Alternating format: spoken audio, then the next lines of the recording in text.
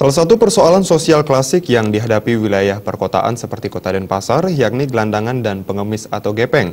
Dinas Sosial dan Tenaga Kerja Kota Denpasar terus berupaya menangani permasalahan ini, salah satunya dengan membentuk tim respon cepat.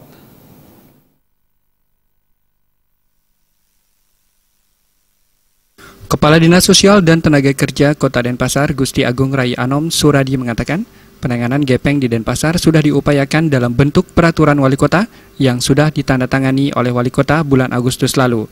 Perwali yang akan efektif digarap tahun 2017 mendatang menjadi payung hukum sebagai landasan atas penindakan dan penanganan gepeng.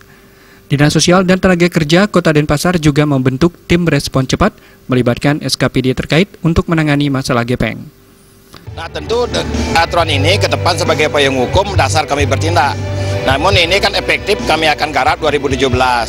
Namun sebelum itu sebagai langkah awal kami sudah uji coba, bukan uji coba, sudah lebih internal kami sudah membuat tim respon cepat gitu di Dinas Sosial. Walaupun ke depan nanti tim ini lebih efektif ke depan dalam bentuk melibatkan stakeholder terkait. Ke depan sekarang kan belum 2017 kami sudah siapkan tim melibatkan Dinas Kesehatan, Dinas Trantip, Kominfo, bagian hukum, termasuk juga dari Polresta kami libatkan ke depan.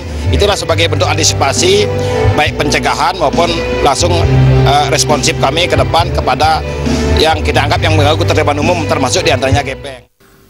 Rai Anom Suradi mengakui pihaknya saat ini masih menemui keberadaan sejumlah gepeng di sudut Kota Denpasar.